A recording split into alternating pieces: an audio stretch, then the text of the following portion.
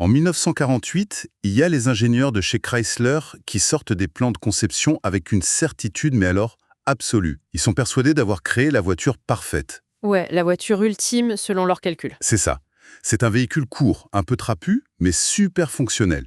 Je veux dire, l'habitacle offre plus d'espace pour la tête, beaucoup plus de place pour les jambes, et surtout, le truc peut se garer hyper facilement par rapport à tout ce qui roule à l'époque. Sur le papier, la logique mécanique et pratique est implacable. Exactement. Du coup, ils injectent des millions de dollars dans une campagne massive pour vanter ce bon sens technique. Et là, le résultat commercial est un désastre absolu. Les ventes s'effondrent d'un coup. Et pendant ce temps-là, les concurrents de Chrysler mettent sur le marché des voitures immenses. Des trucs longs, très bas, super imposants et pour le coup particulièrement difficiles à manœuvrer. Ouais, des vrais paquebots, quoi. Voilà, et ces modèles-là, ils s'arrachent à des millions d'exemplaires. L'ingénierie ultra rationnelle de Chrysler, elle s'est juste écrasée contre un mur invisible. Un mur qui est en fait la réalité de la psychologie humaine. Tout à fait. Et c'est précisément le point de départ de notre exploration approfondie d'aujourd'hui. On va se plonger dans les concepts d'un texte vraiment légendaire, c'est Breakthrough Advertising du Gene M. Schwartz. Un livre rédigé dans les années 60, ouais. C'est ça. Et cet ouvrage décortique avec une précision clinique pourquoi certaines idées déclenchent des mouvements de masse irrésistibles, alors que d'autres, même techniquement meilleurs, finissent aux oubliettes. Ce qui est fascinant avec cette approche, c'est que ça dépasse complètement le simple cadre de la vente ou du marketing. Pour tous ceux qui nous écoutent aujourd'hui, que ce soit des entrepreneurs, des créateurs ou juste des gens curieux, c'est une vraie lentille pour comprendre comment notre attention est captée au quotidien. Ouais, c'est vraiment un manuel sur la nature humaine en fait. C'est idéal pour ceux qui veulent comprendre les dynamiques invisibles qui nous font agir.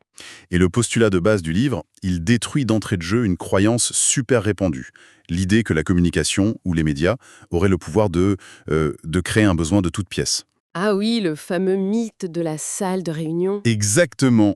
On s'imagine toujours des stratèges en costume en train d'inventer un désir artificiel pour l'implanter de force dans la tête des foules. Alors que l'auteur est hyper catégorique là-dessus. Générer un désir à partir de rien, c'est psychologiquement et économiquement impossible. Point barre. C'est quand même fort comme affirmation. Mais c'est vrai, le désir de masse, il le décrit comme une force de la nature. C'est comparable aux courants océaniques, tu vois. Ces courants-là, ils sont générés par des bouleversements sociaux complexes, des évolutions économiques ou des grands changements technologiques. Ouais, ça vient pas de nulle part. Non, pas du tout. L'industrie automobile de l'après-guerre qu'on vient d'évoquer, ça illustre parfaitement cette dynamique. Le public américain sortait d'une longue période de privation avec la guerre mondiale, et là, le niveau de vie global connaissait une ascension fulgurante. Donc, la marée psychologique qui se formait, c'était ce besoin viscéral d'afficher cette nouvelle prospérité matérielle, quoi. Exactement. Et c'est là que la métaphore de l'océan est géniale. Ouais, c'est comme essayer de créer une houle gigantesque à main nue juste en tapant sur l'eau. C'est ridicule. Un surfeur, il va jamais générer l'énergie de l'océan lui-même. Il se fatigue pour rien sinon. C'est clair. Son seul job, c'est d'observer l'horizon, de repérer la masse d'eau qui commence à se soulever et de positionner sa planche avec le bon angle pour chevaucher la vague. Chrysler a essayé de forcer l'océan à accepter une vague de rationalité et d'économie d'espace, en fait. Alors que le courant profond de l'époque exigeait du statut social, de l'opulence, de la puissance. Et d'ailleurs, l'erreur s'est répétée de peu de temps après avec Ford, non? Ah oui, c'est un autre exemple frappant. Au milieu des années 50, Ford a sorti des budgets colossaux pour faire la promotion de la sécurité routière. Ce qui est une cause super noble et vitale, on est d'accord. Sur le papier, oui, c'est incontestable. Mais le problème, c'est que la vague du moment, le frisson que les conducteurs recherchaient, c'était la vitesse et la puissance brute. Les gens évaluaient les bagnoles en fonction du nombre de chevaux sous le capot. La sécurité, c'était le cadet de leurs soucis, quoi. Totalement. Du coup, face à un échec retentissant, Ford a dû faire un virage stratégique radical l'année suivante. Ils ont complètement laissé tomber la prudence pour mettre en avant leurs moteurs les plus féroces. Il faut s'aligner sur la trajectoire d'un désir qui existe déjà. Mais je vais faire l'avocat du diable 2 secondes, sur cette histoire d'impossibilité de créer le désir. Vas-y, je t'écoute. Si on regarde des ruptures technologiques modernes, prenons l'arrivée du premier iPad par Apple, on pourrait vraiment douter de cette théorie. Avant l'annonce de Steve Jobs, il n'y a personne qui marchait dans la rue en ressentant la frustration de ne pas posséder une plaque de verre tactile. C'est sûr qu'exprimé comme ça a l'air d'un nouveau besoin. Bah oui, un truc à mi-chemin entre un téléphone et un ordi. En apparence, on dirait vraiment qu'un désir inédit a été créé de toutes pièces. En surface, l'objet est effectivement nouveau, je te l'accorde. Mais si on creuse un peu la psychologie derrière ça, le désir n'était pas du tout centré sur le matériel en soi. C'était quoi alors? Le désir de masse qui existait déjà et qui était immense, c'était le besoin d'être connecté au monde, de consommer de l'information, des images, du divertissement de manière la plus fluide et intime possible, tout en projetant une image d'avant-garde technologique. Ah, je vois. Donc personne n'a créé l'appétit humain pour la connexion et le prestige. Exact. Apple a juste identifié cette énorme vague invisible et ils ont fourni l'outil parfait. La fameuse planche de surf ultime pour capter cette énergie à ce moment précis de l'histoire. D'accord, c'est super clair. Mais alors, si on accepte cette réalité, qu'il faut capter une vague existante et pas en fabriquer une, le vrai défi devient purement analytique. C'est tout le cœur du problème. Comment on fait pour évaluer la taille, la position et la nature de cette vague avant de se lancer? Parce que c'est bien beau de dire qu'il faut la repérer, mais concrètement? Le livre apporte une grille de lecture très précise pour ça. C'est basé sur 2 baromètres fondamentaux. Le premier, c'est ce qu'il appelle l'état de conscience du marché. L'état de conscience, ok. En fait, il s'agit d'évaluer la distance psychologique exacte qui sépare un public d'une solution. Et ça fonctionne sur un spectre. Tout au bout de ce spectre, tu as un marché qui est très conscient. C'est-à-dire des gens qui savent déjà ce qu'ils veulent. Voilà. Ce sont des individus qui connaissent l'existence d'une solution, qui comprennent les avantages et qui ont déjà décidé qu'ils en voulaient. Ils attendent juste le bon moment ou la bonne excuse, genre une promo, pour agir. Du coup, face à ce public-là, faire de la psychologie complexe, c'est inutile, non? C'est non seulement inutile, mais ça peut même faire capoter la vente. Si l'objectif est clair dans la tête des gens, la communication doit être ultra simple. Tu affiches l'offre, tu donnes un prix avantageux et tu facilites l'action. En fait, c'est juste de l'information transactionnelle pure. Pas besoin de tourner autour du pot. Exactement. Mais la vraie difficulté, le gros défi psychologique, il surgit à l'autre bout du spectre, quand tu dois aborder un public qui est complètement inconscient. Oula, oui. Ça, c'est le bassin de population géant, mais qui ignore tout. C'est ça, ils ignorent totalement l'existence de ta solution. Et pire encore, ils n'ont souvent même pas formulé consciemment l'origine de leurs propres problèmes. Ils ressentent juste une friction. Ouais. Une sorte d'angoisse sourde au quotidien, un truc diffus mais qui n'a pas de nom. Tout à fait. Et si tu essayes d'aborder ce public en présentant direct une solution technique, ou même juste en donnant le nom d'un produit, c'est l'échec assuré. Bah oui, parce que si la personne n'a pas mis de mots sur sa douleur, entendre le nom d'un remède, ça va faire zéro écho. Le cerveau va juste filtrer ça comme du bruit de fond. C'est un rejet automatique, par manque d'ancrage, tout simplement. À ce stade, la seule approche qui marche, c'est de s'effacer totalement derrière le monde émotionnel du public. Devenir un miroir, en gros. C'est exactement le mot. Tu dois verbaliser le problème à leur place, qui décrit les symptômes de leur frustration avec tellement de précision que la personne se dit « mais attends, celui qui a écrit ça comprend ma vie mieux que moi-même ». Ah ouais, c'est puissant ça. C'est une vraie validation émotionnelle. Et c'est seulement une fois que cette confiance est établie que tu peux commencer à amener doucement un raisonnement logique pour faire apparaître ta solution comme une évidence. D'accord, mais cette approche par le niveau de conscience, ça présuppose qu'on est tout seul sur la plage à regarder la vague. Or, le monde réel, il est vachement plus chaotique que ça. C'est vrai, l'océan est souvent bondé. Bah oui. Que se passe-t-il si 10 ou même 50 personnes repèrent la même angoisse collective et commencent toutes à crier la même promesse au même moment? Le public va saturer, c'est obligé. Bien sûr, il développe des mécanismes de défense. Et ça, c'est mesuré par le 2e baromètre du livre, l'état de sophistication du marché. L'état de sophistication? C'est quoi, une sorte de course à l'armement? C'est littéralement ça, une course à l'armement psychologique. L'auteur décompose ça en 5 étapes très claires et il prend un exemple historique génial qui est le marché de la perte de poids. Ah oui, l'un des environnements les plus agressifs qui existent. Et saturé, oui. À la toute première étape, quand un secteur est tout neuf, une affirmation simple suffit. Tu dis « perdez du poids rapidement » et bim, ça marche. Parce que l'espoir des gens est encore intact. Et la promesse semble fraîche. Voilà. Mais comme la nature a horreur du vide, plein de concurrents arrivent sur le même créneau avec la même phrase. Du coup, on passe à l'étape 2. L'unique arme qui reste, c'est l'exagération. Il faut crier plus fort que les autres, en fait. Le message, ça devient perdez 15 kilos en 3 semaines sans effort ou on vous rembourse. C'est ça, la compétition se joue juste sur le volume de la revendication. Sauf que cette surenchère finit par se fracasser contre le réel.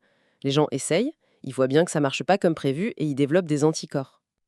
L'espoir naïf se transforme en cynisme pur et dur. Et à partir de là, les revendications directes, même si elles sont techniquement vraies par la suite, le cerveau les classe direct dans la case arnaque. Le marché devient sourd. C'est un point de blocage super intéressant. Si tout le monde hurle des promesses impossibles, on ne peut pas gagner en hurlant une promesse encore plus absurde. Ça marche pas sur des gens qui se bouchent les oreilles. Exact. Il faut changer radicalement de dimension. Et c'est là qu'arrive l'étape 3, l'introduction d'un nouveau mécanisme. C'est-à-dire, On arrête de parler du résultat final, totalement. L'attention est détournée de la promesse qui est usée jusqu'à la corde pour se concentrer sur la manière innovante dont le résultat est obtenu.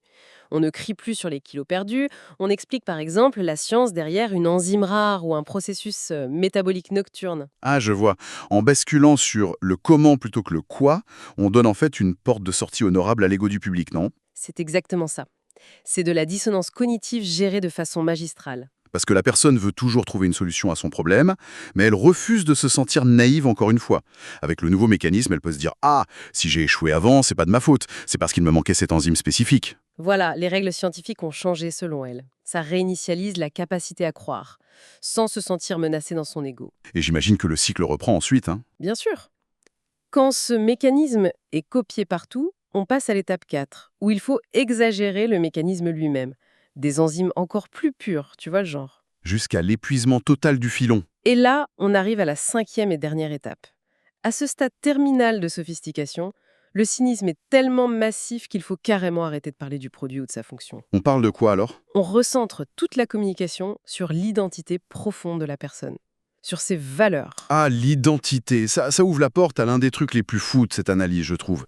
L'idée qu'un objet possède deux existences parallèles. Sa réalité physique d'un côté et sa réalité psychologique de l'autre. C'est ça. Le livre avance que la décision finale d'achat, elle repose presque uniquement sur les rôles sociaux qu'un objet nous permet d'endosser. Il donne un super exemple dans le texte avec une voiture de sport européenne.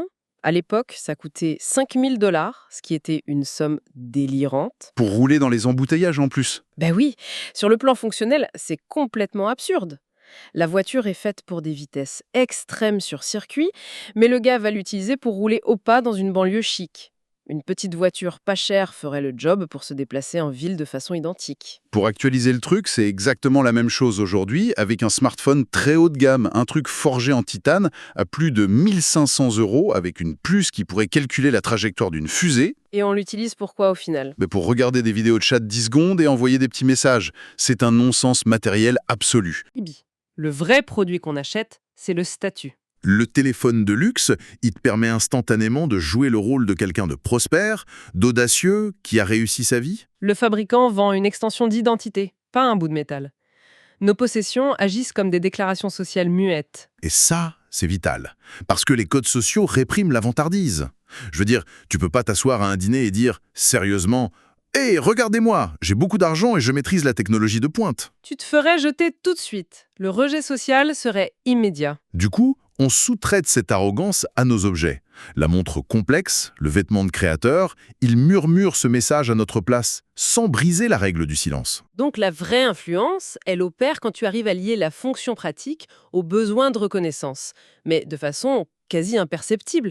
Si c'est trop visible, le public sent la manipulation et lève ses boucliers. Mais comment on fait ça? Comment on construit un message qui modifie la perception sans déclencher les alarmes des gens? C'est super dur. C'est là qu'intervient une technique que l'auteur appelle la gradualisation. La gradualisation, ouais. Parce qu'on peut pas y aller avec un bélier intellectuel. Exactement. L'esprit humain, il déteste être contredit de front. Changer d'avis, ça demande trop d'énergie. Si tu lances une affirmation choquante à un public pas prêt, même si c'est vrai, ils vont rejeter l'idée pour se défendre. La gradualisation évite cet affrontement. C'est comme construire un pont brique par brique avec une série de petits accords. Tu démarres par des constats avec lesquels le public est déjà intimement d'accord. 100% d'accord. Et l'auteur donne ce cas d'étude génial sur un manuel technique pour réparer sa propre télé dans les années 60. Ah oui, cet exemple est parfait. Si on y va de façon brutale, on mettrait un titre du genre « Réparer le circuit interne de votre télévision ce soir ». Mais ça fait trop peur, ça. Tu penses direct à l'électrocution ou au risque de péter une télé qui coûte une fortune, et surtout tu te dis que t'es pas technicien. Voilà. Alors que l'approche gradualisée, elle contourne tout ça. Elle démarre sur une expérience commune. Le texte décrit l'exaspération monumentale que tu ressens quand l'image de ta télé se fige juste au moment crucial de ton émission préférée. La frustration de devoir poser une journée de congé pour attendre un technicien qui vient pas à l'heure. La colère face aux factures super chères et complètement opaques. Et au fil de la lecture, la personne valide chaque point. Elle se dit «Mais c'est tellement ça, c'est exactement ma vie». L'auteur amasse un capital de confiance énorme avec ça. Il prouve qu'il comprend le monde de la même manière que le lecteur. Et c'est seulement quand ce pont est super solide qu'il lâche l'idée de rupture. La fameuse idée qui dit que 9 pannes sur 10 viennent juste d'un faux contact externe et que ça nécessite aucun outil. Et comme le lecteur se sent compris, cette info passe totalement sous le radar du scepticisme. L'audience a accepté toutes les prémices émotionnelles, donc elle est prédisposée à accepter la conclusion. C'est une architecture de persuasion où chaque accord valide le suivant, sans jamais donner l'impression de forcer la main. En mettant toutes ces pièces bout à bout, de la conscience de la marée humaine jusqu'à cette architecture de confiance, on réalise un truc. La discipline étudiée dans ce livre, c'est à des années-lumière des clichés sur la manipulation cynique. C'est clair, c'est pas un manuel pour faire des tours de magie ou des illusions, c'est de l'empathie systémique. Les plus grands succès, les vrais mouvements de foule, ils naissent pas quand quelqu'un décide d'imposer sa vision au monde. Ils émergent quand quelqu'un fait le choix difficile de se taire, de juste observer, et de devenir le traducteur des aspirations silencieuses des gens. Faut prêter une oreille hyper attentive aux angoisses collectives, aux espoirs qu'on ne formule pas à voix haute, et ensuite bâtir le réceptacle parfait pour que cette énergie s'exprime. Un traducteur des aspirations silencieuses. Pour ceux qui nous écoutent aujourd'hui, si on applique ça à notre propre époque, ça donne le vertige. Notre monde actuel, il bouillonne de tensions, de changements technologiques foudroyants, de quêtes de sens. Sous la surface du bruit médiatique, l'océan bouge. Absolument. Quelles sont ces immenses vagues de désirs insatisfaits, d'anxiété moderne ou de besoins d'appartenance qui sont en train de se former là, maintenant? Quelque part, des forces collectives titanesques attendent le bon mécanisme, la bonne lecture émotionnelle pour déferler sur le monde et provoquer le prochain grand bouleversement. L'océan est toujours en mouvement, au final. Il suffit juste de savoir regarder l'horizon. Exactement. Gardez un œil sur l'horizon.